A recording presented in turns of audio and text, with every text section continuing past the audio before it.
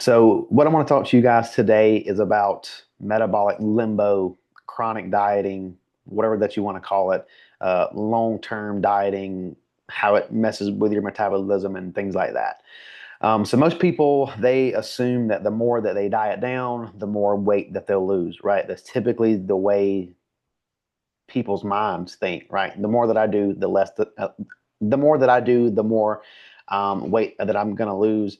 And that's only true to a certain point. If you've been in a caloric deficit for months on end and you haven't seen any kind of movement on the scale or progress photos, an improvement in your energy, your sleep, or your mood has taken a hit, you might be in what I'll call for today metabolic limbo. This is a phase where your body just stops responding to all of your efforts because it's under-recovered, underfed, and just overstressed is the main one. Your metabolism is not broken; it's just adapted. So fat loss, it's not just about eating less and moving more. For a lot of you here, we've been eating more food and shedding body fat in the process. So that in itself just kind of nicks that whole um, you know connot- that typical connotation that most people have. That just kind of cuts that out just from the start. Um, so with fat loss, it's about doing so strategically with an exit plan. If you've been grinding it out for 12, 16, 20, 24 weeks without any kind of a break at all, this is what you need to do or what you need to know to get you out of the hole if you're kind of in that metabolic limbo state. So, for number one, just to start off, you've probably been in a caloric deficit for too long. Being in a deficit too long just creates systemic fatigue. Your body just gets tired. It doesn't want to do it anymore. Your metabolism slows down, hunger increases, recovery suffers. You're pretty much running on fumes, and eventually your body will prioritize survival over fat loss. I mean, if we look at years and years and years ago, um, I don't know, the cavemen, for example, these people's bodies were wired for survival, not, oh, I got to lose X amount of body fat or whatever. I want to be a certain body fat percentage. It goes back to survival. Your body wants to prioritize survival over just shedding some body fat.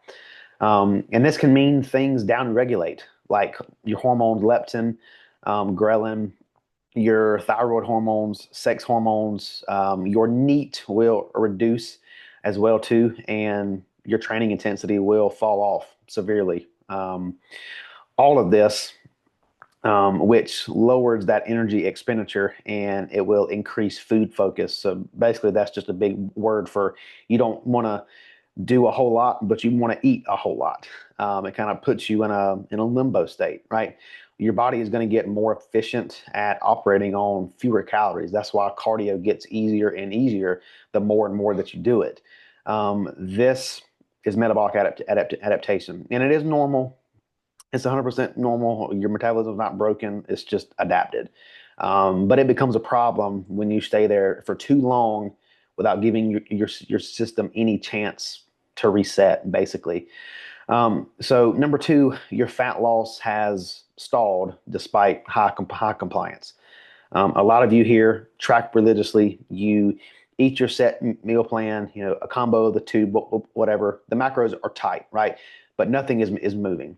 If weight has stayed the same for 3 to 4 weeks and you've been consistently tracking, hitting your steps, getting your training, water intake, everything is spot on, and you've already adjusted your macros multiple times, you're not necessarily in a plateau that you're just going to all of a sudden just break out of. You may, and big emphasis on may, you may have reached the threshold of your current deficit's effectiveness, right? The longer that you stay there in that deficit, the more effort that it's going to take to maintain that same rate of loss. This is often where people just start throwing the kitchen sink at it. They're going to slash calories even further. They're going to add in more cardio. Um, they're really just digging themselves into a deeper hole as far as recovery goes. And you're not going to lose any more body fat. Your body is adapted to survival at this point, right? And its main focus is surviving this scenario, I guess is the best way to put it. It just in general, you're creating more stress, not more results. And it seems backwards. It does, but trust me, that's how this stuff works. And then number three, you're chronically tired, you're unmotivated, you're food focused. Lower energy and poor mood are not just signs of working hard or like white knuckling it, grinding it out. This is a pretty telltale sign that your nervous system and your hormones are just not recovering. I've said this several times. If you're not sleeping, you're not recovering. Hormone, production and things that go along that chain of events all start with sleep. And if your sleep is off, if your sleep is, excuse my language, shit, then everything else downstream is going to see a trickle effect of that. When your calories are too low and for too long, cortisol is going to increase, dopamine drops out. Which is, if your dopamine is low, then your joy just in everyday, day-to-day things is going to be very seldom. And your body just becomes less reactive to stress. So in turn, that's going to make you feel unmotivated, irritable, and your drive to stay consistent with the plan just weakens, right? You kind of get in this spiral of a mindset of, oh, well, I'm doing all this stuff and my energy's low and I don't feel good and I'm not sleeping good and, X, Y, Z, this, that, and the third, and it just kind of compiles upon each other. And then if you add in on top of that leptin, which controls your fullness, like your satiety signal, that drops, while ghrelin, which increases your hunger signaling, that rises. So as one is going down, one goes up. It's kind of a double-edged sword there. All of this compiled just makes it mentally hard to stay on plan and easier to obsess about food. I know for me personally, when I get deep into a prep, my food focus gets so high that if and this is not a brag on me at all, but because it's taken years and years to develop this, when my food is very low, cardio is high. If I didn't have the mental resilience that I have now, it would be tough for sure. And a lot of you are experiencing that now. It just takes a couple times of doing it, a couple times of just understanding that, hey, this is not a long-term thing. This is a very short duration thing. If you was to think back eight weeks ago, if you was to go in your phone, scroll back eight weeks and look at a picture that you took 8 weeks ago, you're probably like, man, that seems like last week, 2 weeks ago. Time will pass, right? You just kind of put it in your head that this is a short-term thing and it too will pass, right? Then we move on to training. Number 4, your training is flat, it's stale, it sucks. If your performance in the gym has flatlined, it's plateaued out, whatever that you want to say, or it's even regressed, strength is down, your volume tolerance is lower, your pumps are non-existent, that's a pretty good reflection that you're overly fatigued, you're tired, you need a break. When your glycogen stores are depleted, recovery is going to be impaired. In turn, your nervous system gets taxed, and then on the input of all of that, your output just suffers. Right? You guys know if you had an awful night of sleep one night and you try to go hit legs the next day, it probably wasn't the best leg session. You were just under recovered, right? And this is a daily thing when you're in this low caloric state for a long period of time. All that systemic fatigue just builds up to the point to where you feel like crap every day, all day. And then when you get to that point, eventually you'll stop building muscle or, even maintaining that lean mass that you have, which means that your metabolic rate is then going to slow down further, because if you lose muscle mass, muscle is metabolically active. So again, it kind of lowers that as well too. So a key sign when you need a break is when your workouts feel like they're a punishment, right? Not progression. Now, probably need to put a caveat with that too, though, is if it's just because, and I'm not saying about anybody on this call, just in general, if who watches this, if you feel like your workout is punishment because you're lazy, that's different, right? If it's a punishment just because you're dead dog tired, you are in a very fatigued state, then sure, that's a key sign to take a break, right? But if it's just because you're lazy and don't want to do this, then that's a whole separate issue, right? Um, Number five, rolling back around to sleep. If you find it hard to fall asleep, you're waking up frequently, or you wake up feeling exhausted after sleeping 7 to 8 hours in bed, or if you wake up and your feet hit the ground and your feet just feel so heavy and you're so fatigued, this in itself is typically driven by elevated cortisol, which again, in turn, is from poor sleep. Disrupted circadian rhythm, which again, in turn, is poor sleep, and just a stressed out nervous system. Poor sleep, like I said earlier, it's a downstream trickle effect. It leads to more hunger, worse insulin sensitivity, um, hormone downregulation, and then even like further down the line, it can mess with cognitive brain function as well too.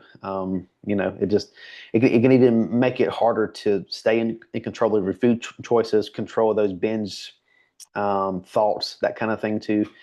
And the worst part is you probably not going to realize how crappy that your sleep is until you take a break and you start sleeping deeply again. I talked to so many people and I asked them questions about, hey, how's your sleep? How do you feel? X, Y, Z. Oh yeah, my sleep's good. Blah blah blah. And I'm like, well, let's lay out what your sleep looks like. And they tell me, I'm like, man, that sucks. What it boils down to is you've been conditioned to this style of sleep, this quality of sleep for so long. For you, it looks normal, but in to somebody else, it's awful, right? So again, you won't realize how poor that your sleep actually is until you take a break and actually get some really good deep sleep. Then number six, you're experiencing some digestive issues. Low calorie dieting combined with high stress, possible stimulant overuse, such as just using caffeine to stay motivated, stay energized, right? All this can lead to slow digestion, irregular bowel movements, bloating, increased gut sensitivity, things of the nature, right? And as a few of you in this chat know, when your gut is inflamed or it's under functioning or it's not working as it should be, nutrient absorption is going to drop, recovery suffers, inflammation goes up, which those three right there just makes fat loss in itself just more apparently harder in itself. And so if you've noticed some digestive discomfort, or you feel off when such as like your bowel movements and the quality and the consistency of those, or how often that you go, it may be a sign that your system needs a reset. Now, on the flip side of that coin, you have to be sure of a couple things, that your fiber intake is good, your water intake is good. This is going to help with motility, just making sure that things are moving, through the digestive tract. If you don't have adequate fiber acts like a broom. It just kind of pushes things through, and if you don't have enough, it's not going to, there's nothing to push it through, right? It just gets backed up more and more and more. There's several caveats with gut health because there's so many avenues that it can be. And I'm sure that you guys have heard it too, but the gut is kind of notarized as the second brain. The first brain is up here. The second brain is in your gut. There is a gut brain axis to where the brain and the gut talk to each other. So if one of them's off, obviously everything else is off. And this is really something that hasn't even been looked at until the past couple years, as far as like from a health standpoint. But thankfully, there's more info out there and things being done to correct that stuff as well too. Um, Number seven is you're losing muscle, not fat. So if your goal during the fat loss phase is to preserve as much lean mass as possible, that's the goal. You know, yes, our goal is as well is to shed body fat, but we're not trying to just lose weight. We're trying to shed body fat, but maintain the muscle that we have. Because again, if we remember, muscle is a metabolically active tissue. The more muscle that we have, the higher of our metabolic rate, um, will be. So after a prolonged caloric restriction, your body could potentially start to break down muscle to compensate, right? This really only comes into play if your protein intake drops a good bit, coupled with a strength training reduction, your performance declines, and your recovery is inadequate. So you really have to have the moon and the stars align for you to lose a good bit of muscle mass in a body fat reduction period. But it can happen. Um, Basically, if you keep your protein high and you try to keep your strength training as intensity and as high as it was in the peak bulk, then you're fine. Um, and really, to sum everything up from what we've talked about thus far, the main thing is pay attention to your biofeedback. It tells everything. I promise you, it tells it all. So just take a step back and look. If you're tired all day, but you're wound up at night and you can't sleep, um, this could be, again, cortisol spikes at night, caffeine or stimulant usage after lunch. Um, this then in turn turns into poor sleep. It's a vicious cycle, right? Moody, unmotivated, low sex drive. Again, that's under recovered, poor sleep. You're not hungry in the morning, but you're starving at night. This could be a little bit of glucose control, a little bit of glucose control, and this can be thrown off with an overly fatigued, overly stressed body. Higher hunger cravings, same thing. Struggles to hit PRs in the gym. Again, it's a recovery issue. There's just so many things that you can look at. But if everything is pointing to taking a break, take a break. I'm not talking about a 2-3 week hiatus. Just especially like from the gym. If you're over fatigued, overstressed, things like that, for sure, taking a deload week would help. But if we're talking about food, that kind of gets a little bit different. So the best thing that you can do if you have been dieting for 16, 20 plus ish weeks and things are not going the way that you want them to, hop into a maintenance phase. Not just for 1 or 2 days, not like not a refeed, but a true dieting break, a maintenance phase, at least 2 to 3 weeks. Some people can even see 4 to 8 weeks. It just depends on how big of a hole that they have dug previously. If your symptoms are crazy high and you've been dieting for months and months and months and months and maybe even a year on end, then yeah, probably more than 2 or 3 weeks is going to be what you need. You're going to want to raise those calories slowly up, primarily through carbohydrates, as long as your protein intake is where it needs to be, and your fat is give or take 30% of your daily intake, just for proper hormone functioning. Um, Doing this in this systematic manner is going to help support glycogen replenishment, hormone recovery, improve training output, and along with hopefully that thyroid is going to see an upkick and help that start to get a little better as well too. So biggest question then is when do you know when you're ready to diet again? After a few weeks of back into the maintenance phase, you should see energy improve, sleep stabilize out, training should feel better, your hunger cravings are minimalized. You just feel better, right? You feel refreshed. At that point, it would be a great time to, jump back into the deficit and finish out your cut, right? For some people, that's not the case. You can't just jump right back into that severe deficit. It could just be a small 10% reduction that could get you going in the right direction. Other people, it's right back into the big deficit. But again, it kind of just depends on where you're at in your stage, right? If you only have a couple percent of a body fat to get out, just jump back into it and finish it out, right? After that maintenance period. Or if you have a long way to go, you're 30% body fat, 40% body fat, you're not obviously going to drop all that in one dieting phase, right? It's going to take steps to get down there. You're going to pull down a little bit, go back up to maintenance, pull down a little bit, go back up to maintenance. I tell people all the time, it took you 20, 30, 40 years to get the physique that you have right now. Do not expect us to pull all of that off in 3 to 6 months. It's just not possible. It takes time to get you there in a very sustainable way, right? So the end all be all. I know I've been talking for 20 minutes, but I hope all this is resonating with you guys. Chronic dieting doesn't make you more disciplined, doesn't make you more of a badass. Oh, I've been dieting for 6 months strong.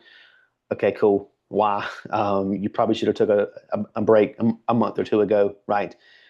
This just basically means that you now have to have a longer recovery period to get back out of that, to recover hormones, just get the body back refreshed again. So um, you just do not want to get to a point to where more effort equals fewer results, because that sucks for everybody involved. So, but I think with all that being said, um, I know that was a lot, but I think it was important for a lot of us to realize that even if you are in this mindset of, hey, I want to get as many, as not as many results, but as much of a result, I guess is a better way to put that, as you possibly can, in the shortest amount of time. You're thinking about this the wrong way. You have to put it in the mindset of, let's get my body to a very prime position, push for as long as we can until that fatigue and just systemic inflammation takes over.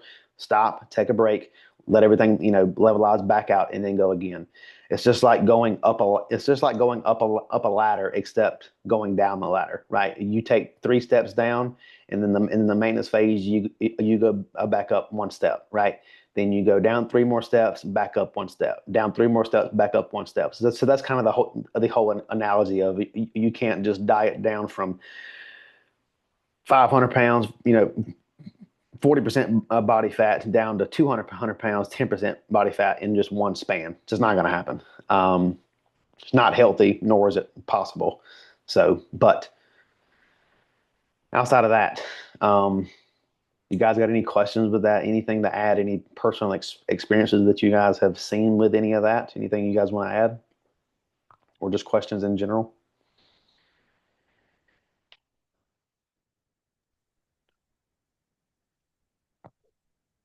I'd just like to know in terms of, because I mean, I feel like generally it's normally stated that like if you're in a deficit of some sort, then you're going to experience maybe some, um, I guess, more challenges in hitting PRs and whatnot in the gym during that phase. Is that Hmm. kind of always the case, or is that maybe person by person, case by case, or I is think there it's like a more. general? I think it's more of it's a mental thing for sure. I mean, even when I was just a few weeks out from nationals, when I was depleted, I didn't have hardly any body fat on me. I mean, you could see the glutes, the muscles in my glutes. You could see them. I was peeled, but my strength really didn't drop at all. I think it was just I was so highly motivated and so highly ready to Mm, present what I had done, that everything was still firing. But again, if you're in this phase to where things just don't feel like they're going right, or things are slower, right? Like you have that chronic fatigue that we're talking about. You could get in your head of, oh, this seems very heavy this week. It must be the food, right? And I've been in that mindset of myself before too. But either way it goes, even if you are losing a touch of strength, it is normal. It is going to happen, but you still have to put the ego to the side and just keep going, right? Like for instance, when I started my mini cut 8 to 10 weeks ago, I was rowing 4 or 5 plates on the T-bar row like it was nothing. And last week I had to row 2.5, just because my strength had dropped significantly, to finish out this mini cut. But again, my intensity was still high. I still made progressions, but I also had to take a hit to the ego and say, "Hey, I might not can row 5 plates, but who cares?" yeah, This is kind of what I'm. There's a reason for this, I guess, is the best way to put that. yeah. So, So you can probably say that you might see a numbers decrease in the weight, but intensity should still pretty much yep, remain. yep, for sure. Gotcha. And like I said, a lot of it's mental. A lot of it's going to be mental. I mean, granted, if you look back at your logbook 4 to 8 weeks ago, and you see that you were squatting 225, and now you're at 185, yeah, you might take a little bit of oh, this sucks, I'm a lot weaker. It's not even that. If you take a reference range of, you were 200 pounds squatting 200 pounds, Mm, or if you were 100 pounds squatting 100 pounds, that ratio is the exact same, right? So again, if your strength can remain somewhat where it was and you're still dropping body fat, in relation, that ratio is probably higher. As long as you don't get in your own way and get in your head, So, Yeah, that makes sense. well, cool deal. Um, Anybody else got anything? Whatever Miss Roxanne eating, it must be good. It's making me hungry.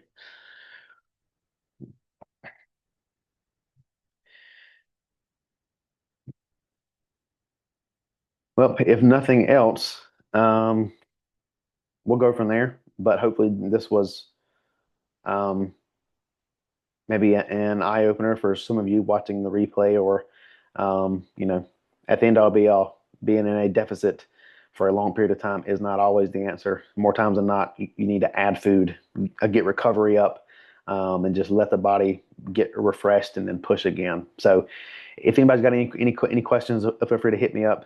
Yeah, I will talk to you guys later, and I'll talk to you next time.